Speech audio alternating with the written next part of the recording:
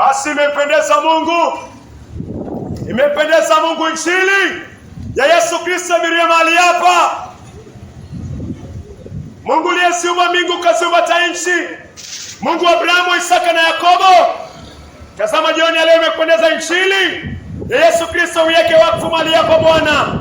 Nenda uongee na mtoto huyu, kaongee na mama huyu, kaongee na kijana huyu, sawa sawa na inavyokupendeza.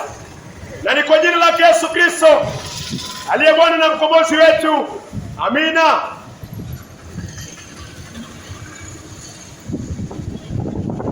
Kitabu ni Ufunuo.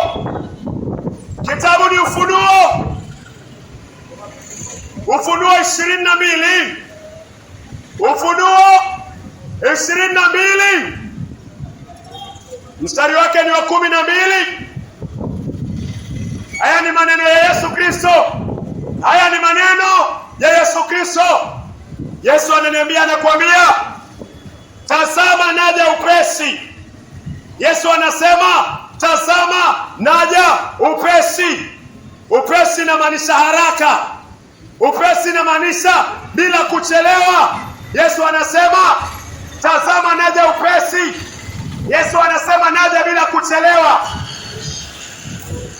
Tazama naja upesi. Thawabu yangu, Yesu anasema, thawabu yake mkononi mwake. Thawabu yangu mkononi mwangu. Nami Yesu anasema,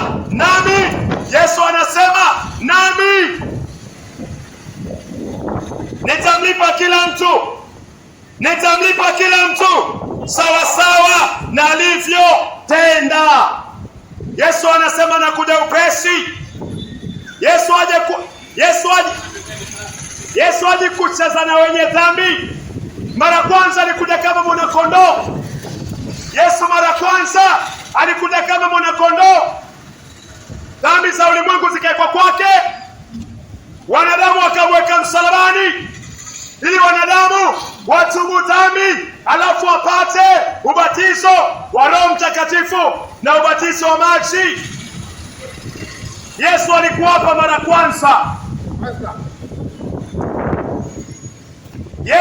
hapa mara kwanza. Na dhambi zako na dhambi zangu zikamweka Yesu Kristo msalabani. Yesu anasema naja mara ya pili. Mara ya pili anakuja kulipa kila mmoja. Mara ya pili Yesu anakuja kulipa kila mmoja. Kuwa na uhakika na hili. Yesu anakuja kukulipa. Yesu anakuja kunilipa sawa sawa na kile na kitenda sahihi. Yesu anasema anaja kumlipa. Kwa mali hapo unalala na malaya. Uko mali hapo unalala na malaya, Yesu anakuja kukulipa sawa sawa na unavolala na malaya. Uko mali hapa unafanya biashara na uko na uganga, unatumia irisi kwa biashara, unatumia irisi, Yesu anakuja kukulipa sawa sawa na kile ambacho unakitenda. Ufunuo 22:12. Haitapita. Ni mtu apate toba, ageuke kutoka kwa njia mbaya, ageuke kutoka kwa maasi, kwa uwezo wa nguvu za Mungu na neno lake, akiri dhambi azitubu, amwamini Kristo aishi maisha matakatifu. Yesu asemi story. Yesu aelezi story. Hakuna neno ambalo Yesu amesema limewahi kwenda nje. Hakuna neno Yesu amewahi kusema limewahi kupitwa na wakati. Yesu akisema anatenda. Walevi, uko mali hapo unalewa, aidha miraa, aidha mugoka, uko mali hapo unauza sigara, unauza pombe, wewe ukifa unaingia jehanamu. Yesu anasema anakuja kukulipa. Tafuta toba. Hii ni 2026. Mungu amekuvumilia. Mungu ametuvumilia. Hii ni 2026. Mungu anataka toba. Mwaka ni mpya, njia zako siwe mpya, matendo yawe mapya. Utaishi vipi? Utaishaje kama mnyama? Wewe ndio unalala na bibi za wenyewe. Wewe ndio unalewa. Sawa, Mwanadamu ni mwenye dhambi tangu tumboni, lakini mwanadamu hafai kuendelea kubaki katika dhambi. Haufai, ni hatia kubaki kwa dhambi. Na Yesu Kristo anakuja upesi. Kila jicho litamwona, kila jicho litamwona. Si story, Yesu yuaja. Na akichelewa kwako, akichelewa kwangu, mauti yako wazi. Mauti yako tayari. Kuna kifo. Weka njia zako tayari mpendwa. Weka njia zako tayari. Kila siku Mungu anakuangalia. Wema wa Mungu unafaa ukulete kwa toba. Wema wa Mungu unafaa ukulete kwa toba. The goodness of God inafaa to lead to repentance. Lakini kama uko na uhai kila siku, wewe si mgonjwa au mna mahali, lakini bado unadhihaki neema ya Mungu, Yesu yuaja. Yesu yuaja. Yesu atakupata kwa hali gani? 2025 uliishi maisha machafu. 2026 hujabadilisha mwendo na ufikiri kubadilisha mwenendo. Unafikiri Mungu atafanya chochote na hayo? Unafikiri Mungu afanye kitu? Mpendwa, usidanganywe.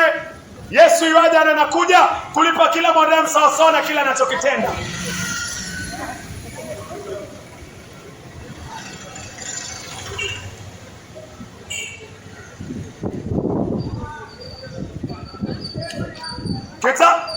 Kitabu cha Yuda.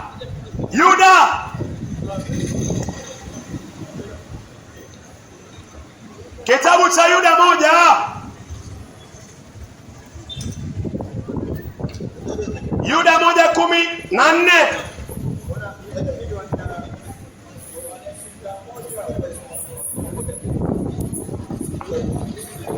Kitabu cha Mwanzo kuna mtumishi wa Mungu ambaye anaitwa Enoch. Kitabu cha Mwanzo kuna mtumishi wa Mungu ambaye anaitwa Enoch.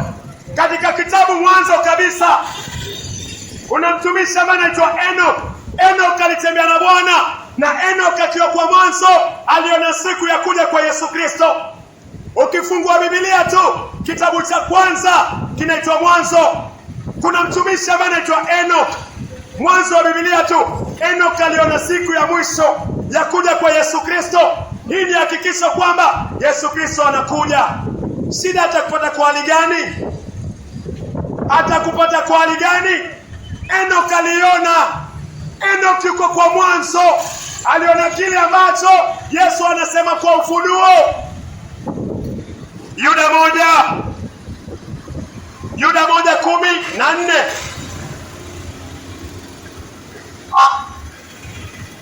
Enoki mtu wa 7. Enoki mtu wa 7 kuanzia Adamu alitoa unabii. Enoki alitoa unabii kuhusu watu hawa. Watu gani? Watu hawa. Watu gani? Watu hawa. Je, wewe ni huyo kwa watu hawa? Enoki alitoa unabii kuhusiana na watu hawa akisema tazama.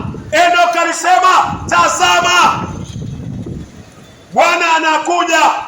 Enoki anasema alimwona Yesu Kristo kwa unabii akija, tazama Bwana anakuja. Tazama Bwana anakuja pamoja na maelfu kwa maelfu ya watakatifu wake ili kuhukumu. Bwana anakuja ili kuhukumu. Yesu anakuja ili kuhukumu kila mmoja na kuwapatiliza wote wasiomcha Mungu kwa matendo ya uasi waliotenda, pamoja na maneno yote ya kuchukiza ambayo wenye dhambi wanasema bidii yake. Enoki aliona hii siku akasema aliona siku ya Bwana. Enoki aliona ile siku ya Bwana. Kitabu cha Mwanzo, Enoki anaona ile siku ya Bwana. Mungu anampatia Enoki macho ya kuona ile siku ya Bwana, ya kuona ile siku ambayo imeandikwa kwa ufunuo kwamba Yesu Kristo anakuja upesi.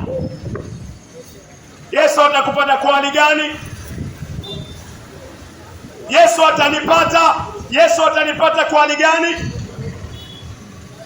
Kaa ukijua hili kwa upendo.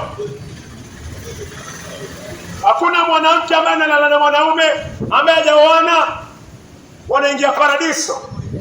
Hiyo inaitwa fornication. Tendo la ndoa mali hakuna ndoa. Mwanamke yote ambaye analala na mwanaume ambaye hajaoana naye, mbele za Mungu huyo mtu ni mtu mchafu sana. Yuko chini ya hasira ya Mungu. Wewe nani? Wewe unafanya hivi? Wewe, Mungu anasema mwanamke yote ambaye analala na mwanaume mali hakuna ndoa, Mungu anaita fornication. Mimi nilikuwa kwa tabia hiyo zamani. Tendo la ndoa kabla ndoa. Nilikuwa kwa tendo hiyo zamani. Mungu anakuonya.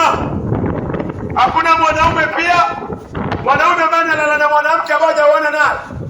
Hiyo ni fornication. Na hakuna fornicators wanaingia paradiso. Tuokolewa kwa neema, na neema itufunzi kushiriki tendo la ndoa nje ya ndoa ama kabla ndoa. Wewe nani? Wewe. Mungu anataka toba, kiri mbele za Mungu, wachana nayo. Watu wengi wanapenda huo uovu. Wapata msichana au jaenda kwao, wapata msichana, kitu cha kwanza ambao akili na kutuma mawazo ya ibilisi. Shetani anakutuma usidi. Mungu anasema kwa amri zake. Amri ya 7, Mungu anasema usizini. Amri ya 7, Mungu anasema usizini. Ni kiburi kuendelea kuzini, na Mungu anakuambia usizini. Ni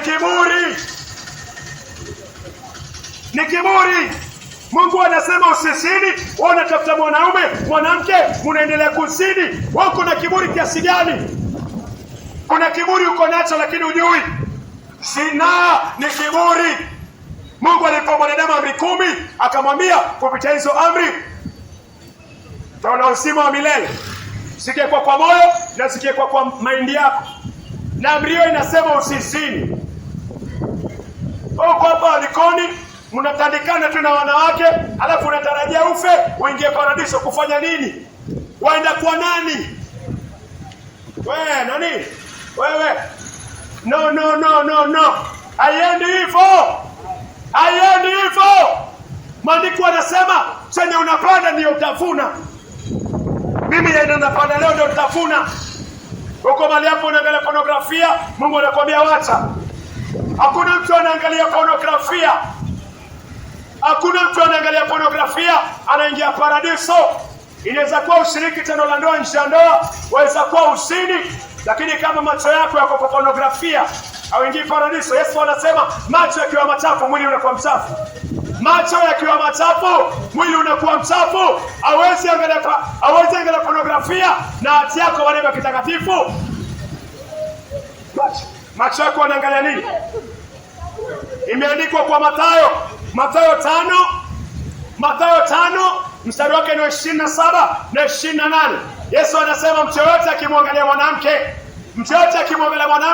kwa lengo la kumtamani, amezini naye kwa moyo. Unapoangalia pornografia wapata tamaa za moyo na unazini kwa moyo. Inaitwa visual adultery, visual fornication. Haina tofauti. Enoch aliona siku ya kuja kwa Bwana akiwa katika Mwanzo, aliona kila ambacho kinaongelewa kwa Ufunuo. Yote ambayo kwa hapa na matusi, Mungu akae na mtu mwenye matusi. Mungu akae na mdomo ambao umejaa matusi. Mombasa matusi ni salamu, nasikia hivyo. Mombasa matusi ni salamu, nasikia hivyo. Na Jehanamu pia ni salamu ya Mombasa. Jehanamu ni salamu ya Mombasa. Wewe unapenda matusi, jua kabisa. Mungu anaja na wewe ukifa, bali kama haujatubu na kumwamini Kristo. Matusi. Wapata nini kwa matusi? Ukifuga kuku utapata mayai, kwa matusi wapata nini? Unakuta watu wazima ambao wengine wanaenda kanisani, watu wazima wengine wako na kanzu, lakini midomo michafu inanuka matusi. Wenda msikitini kufanya nini na mdomo umejaa matusi?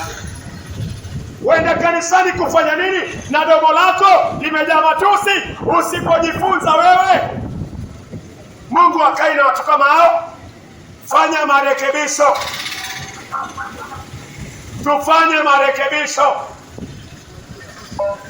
Matusi si ufahari, matusi si ufahari. Mtu yote ambaye anatukana ni ishara ya kwamba yeye ni kuni ya kuingia jehanamu. Tubia dhambi zako, tubia dhambi zako. Usiende na mfumo wa Mombasa, wasema unajua Mombasa hiyo ni salamu. Haya, na jehanamu pia inasalimia watu kama hao. Jehanamu pia ni salamu kwa watu ambao wanapenda matusi. Tubu dhambi zako, zikiri mbele za Mungu, wachana nazo, wachana nazo. Enoka aliona siku ya kuja kwa Yesu Kristo na akasema Yesu alikuja kuhukumu watu ambao wanaongea matusi. Mungu anataka toba. Hakuna mlevi anaingia paradiso, hakuna mlevi anaingia paradiso. Pengine tarehe 25 ulisherehekea vipi? Wapumbavu wengine tarehe 25 kazi yao wanaona ni muda ya kulewa. Nani wewe? Nani amekwambia mlevi anaingia paradiso? Haingii. Mungu amekataa kwa maandiko, Galatia 5:19. Ulevi, nikiwa na leo nifanye nini? Jua kwamba wewe utachomeka. Mlilie Mungu akusamehe na kuondolee na kutenge na dhambi ya Adamu, na utengwe na dhambi ya Adamu kupitia toba na imani kwa Yesu Kristo. Hiyo ndio njia, haina mjadala. Geuka kutoka kwa njia mbaya. Haujakuwa mtu wa kanisa, tafuta kanisa uende. Haujakuwa mtu ambaye unasoma Biblia, kama uko na simu ya smartphone unaweza download Biblia uanze kusoma. Anzia mahali wewe, anzia mahali. Ya nini uchomeke milele? Ya nini uchomeke milele na uko na muda wa kufanya marekebisho? Mtu mwenye busara akati mti ambao amekalia. Mtu mwenye busara, mtu mwenye hekima, mama mwenye hekima, mwanaume mwenye hekima, baba mwenye hekima akati mti mahali amekalia. Lakini mpumbavu fanya hivyo. Haya ni maonyo. Mungu amekuonya, ni maonyo. Mimi nimeonywa. Utafanya nini ya maonyo? Je, wote kwa yule mtu ambaye Mungu anamwita mpumbavu? Tajiri ambaye alikuwa na mali akasema wacha nivunje gala langu, nichukue mali yangu niweke kwa hii gala kubwa, akatengeza gala kubwa. Lakini usiku huo Mungu alimwambia, ndani ya moyo wake alisema wacha nile, wacha nisherekee, wacha nile utajiri wangu. Usiku huo Mungu alimwambia wewe tajiri mpumbavu.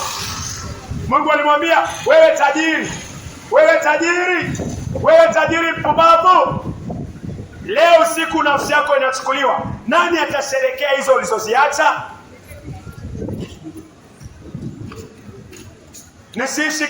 Nisiishi maisha haya. Niliishi maisha machafu ndio. Niliangalia pornografia ndio. Nilifanya punyeto ndio. Niliangalia wanawake na kuwatamani ndio. Nilifuta bangi ndio. Nililewa ndio. Lakini haishia. Nilisini ndio. Nini nyingine unataka kusema? Nililewa ndio. Nini nyingine? Ya hiyo pia ndio. Lakini haishia hapo. Kuna siku za ujinga na kuna siku Mungu anapokuonya, geuka kutoka kwa hayo mabaya. Usiseme kesho, hakuna kesho. Kesho haina guarantee. Sawa, maisha machafu. Mimi niliishi pia. Lakini wataka kuendelea kwa maisha hayo, hiyo ndio tofauti. Je, wataka kuendelea kwa maisha hayo? Hiyo ndio tofauti. Yohana 3:16, Yesu anasema anakuja upesi. Fanya mapatano na damu ya Yesu Kristo. Fanya mapatano na damu ya Yesu Kristo. Yesu alitolewa ili dhambi zihukumiwe. Yesu alitolewa ili dhambi zako na zangu zihukumiwe. Kristo alitolewa ili dhambi zako na zangu zihukumiwe. Dhambi zako zitolewe kwako, ziwekwe kwa Yesu Kristo. Dhambi zangu zitolewe kwangu, ziwekwe kwa Yesu Kristo. Iwe mwisho wa kuishi maisha machafu. Iwe mwisho wa kuishi maisha machafu. Yohana 1:29.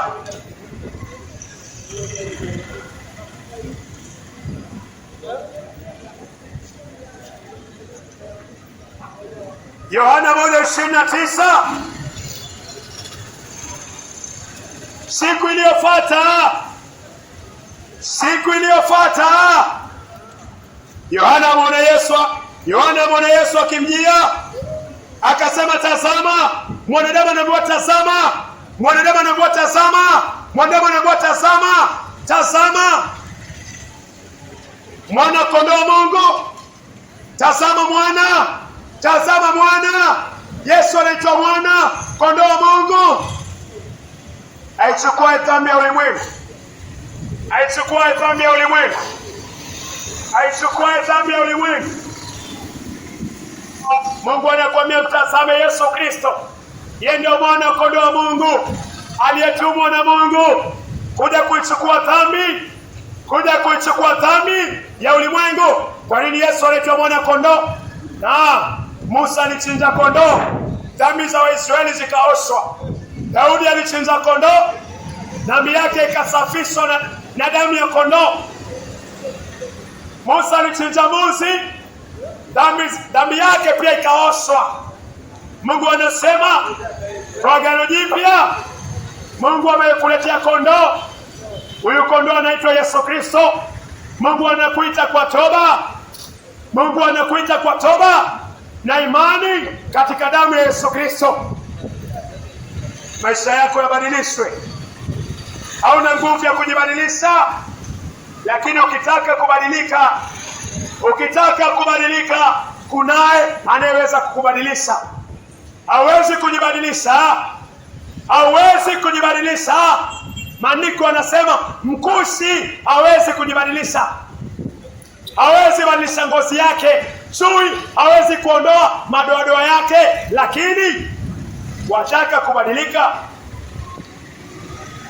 Chui akitaka kubadilika, chui ni mimi na wewe. Chui akitaka kubadilika, chui ni mimi na wewe. Tumejaa madoa ya dhambi.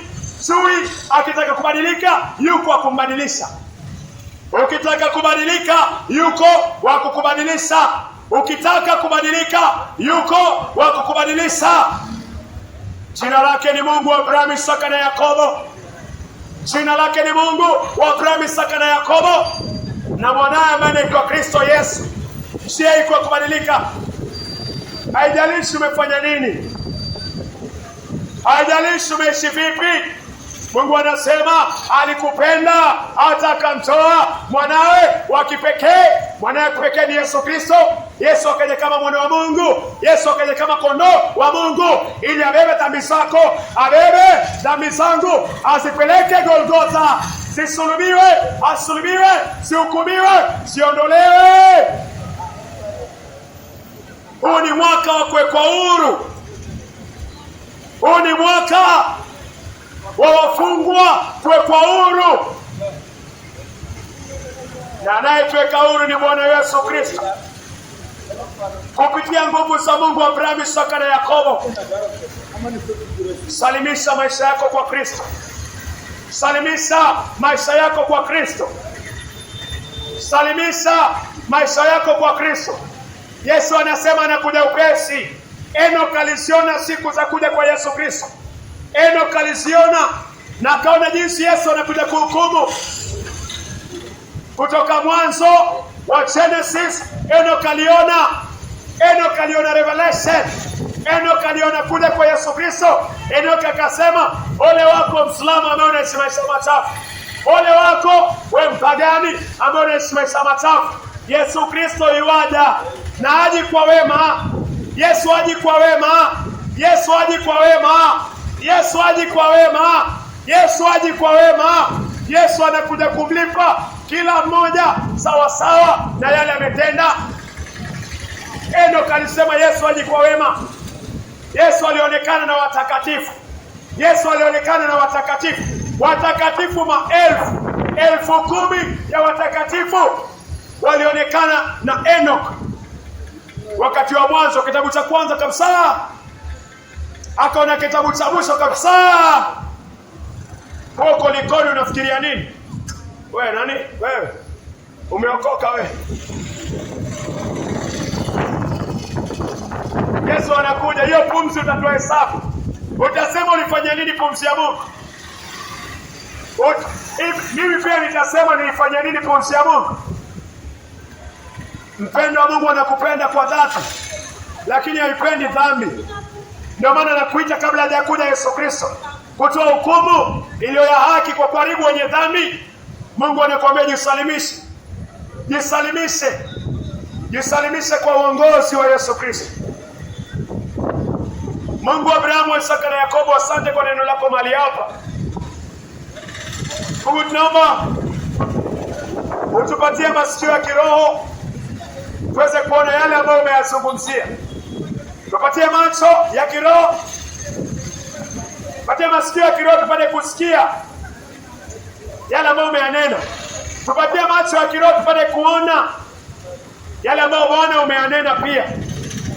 Nitukuze kwa kila nafsi mahali hapa. Na ni kwa jina la Yesu Kristo tumeomba na kuamini. Amina.